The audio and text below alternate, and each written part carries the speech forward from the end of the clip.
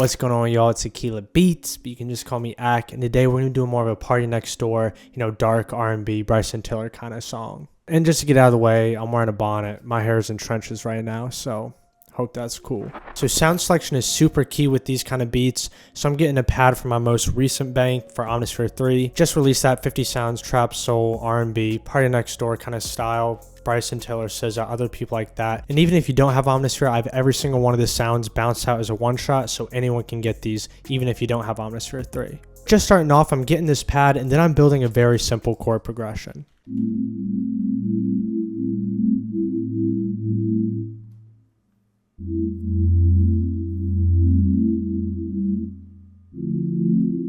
So there are a few things that I keep in mind whenever I'm building these chords. First, whenever you're doing anything R&B, you want to do 7th chords, 9th chords, and you want to add a lot of notes within the chord to make it a little more crunchy. So what I'm doing is I'm building out this A minor 7 chord. So I'm going with the A, then I like skipping an octave. So then I go A again, skip a note, which is B in the scale, go to C, skip the next note, which is D, go to E, and then I'm skipping another note, which is F, and going to G. However, as you notice, I'm taking this G that's all the way at the top and I'm inverting it. This is because I like all the notes to be really close together, because with these kind of beats, you're trying to create a very dark and ambient atmosphere. So if you have notes going all over the place, going high, low, you're just not going to get that feeling. So then for the next, I'm keeping all these exact same notes, copying them over. Then I'm just changing the bass note from an A to an F. Then for the final chord, I'm going to a D minor 7, but then I'm also adding in some other random notes. This is something that really comes down to trial and error. So what I do is I just throw random notes that are actually in the scale and put them in the chord. Eventually you'll find something that you like and you're really trying to create tension. So having all these notes really close together is actually beneficial. Then for the effects, all I'm doing is cutting out the lows just a little bit, just so I have a little more room for the bass, and then I'm raising up the mids and the high mids. Then I'm going and getting a Moog bass called Mike Dean by R&B, and all this is a Moog bass, and you can hear what it sounds like. Moog basses are really great for all these kind of sounds, so I have a few in the bank. But what's important on top of just following the bass notes, which are A, F, and D in this case, is you want to leave a little space between each change. If you have the bass notes going throughout the entirety of the sample, you're never going to really be able to let the sample breathe. So if you just have it constantly going, there's not going to be any pockets, there's not going to be any room, it's just going to feel very lame. Then finally for the actual instrumentation, I'm getting some keys from here, which is really just a reverse piano, and I'm playing an A minor for basically each chord. Again, this A minor, you can see it perfectly overlays with this here, and same thing with the A minor here, it overlays with the chord that's coming there. Then you can also see it for this final chord, it's really just that D minor 7 pitched up a little bit.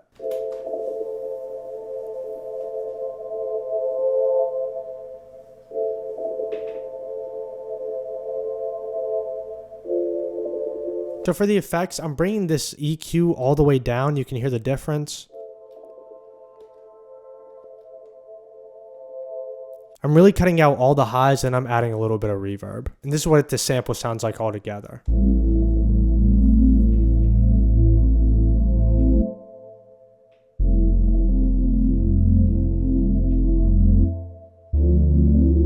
Next, I'm making more of like a textural drum loop, and I'll show you what that sounds like.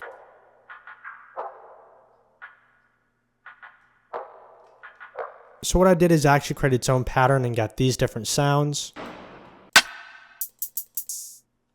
Then I'm just laying them out in a simple pattern, and I'm making sure to keep everything very subtle, keep a very smooth rhythm.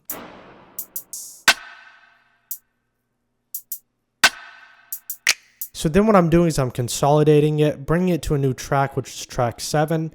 Then I'm adding a bunch of effects. First, I'm starting off with the Fruity Love filter. This is really just kind of all the highs and lows.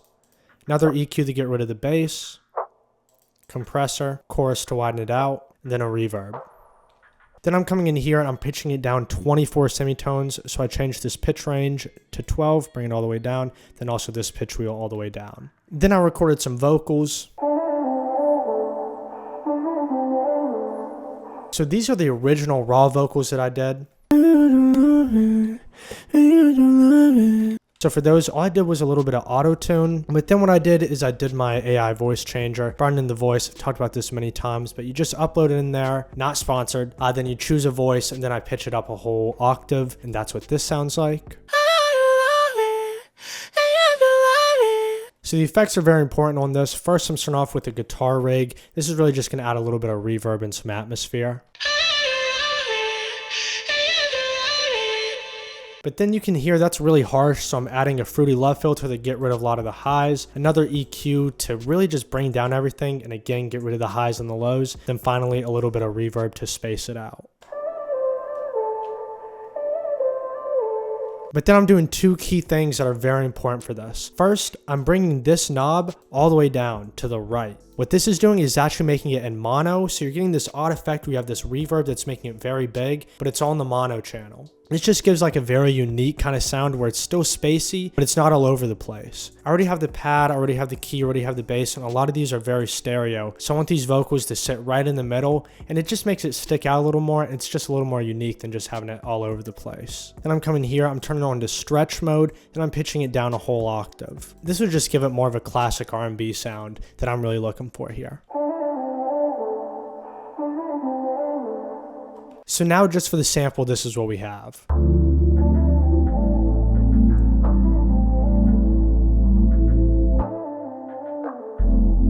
But now let's get into the drums, which sound like this.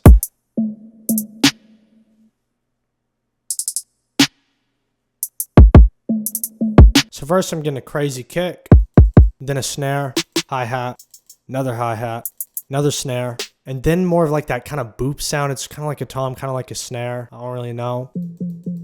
If you're looking for sounds, I really just look on Reddit, look at like PartyNextDoor, free drum kit. There are a bunch of them out there. That's what I really like using. So then for the bounce, we're not doing anything crazy for the sample, so it means we can get a little bit more complicated with the drums. So what I always do whenever I'm making an R&B kind of sound, especially in this style where it's a lot darker, a lot more slowed down, is I just start with the kick and snare. And for these, you don't want the kick all over the place. You want it in very specific pockets, which you can see on here.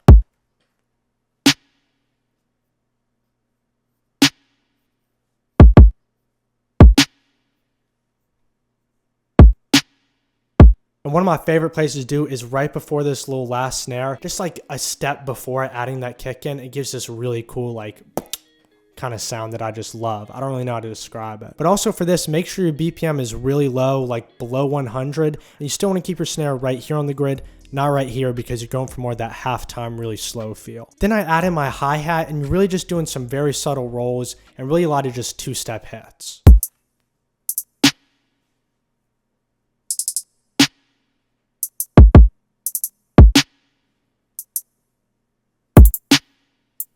Again, playing around with the velocity a little bit, changing up the pitches. You don't do anything too crazy, but just some nice ear candy. Then I'm adding in the little boop snare just to add a little bit more rhythm. Then for another pattern, when I switch it up, I'm adding a different snare. Again, this snare is really just going to be in some specific pockets. Give it a little bit more bounce and make it feel like the beat is evolving and not just staying stagnant. Because again, with these kind of beats, you're not throwing in a bunch of different pads, bunch of different sounds, bunch of different drums. Everything's very subtle and laid back so the vocals can do a lot. But you still have to make very subtle changes so that the beat doesn't get stagnant.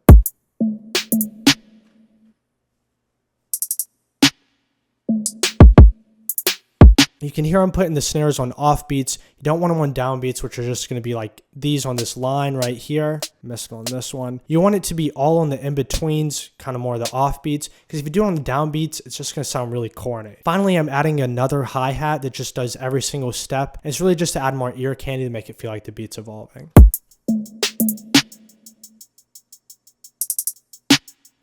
Then for mixing, I really like keeping my sounds clean. I'm really just doing some reverbs and some EQs on my snares and my hi-hats, but that's really it. Then finally on the master chain, I'm putting in an EQ which boosts the highs a little bit, and then a soft clipper. Then I'm laying it out and I'm all done.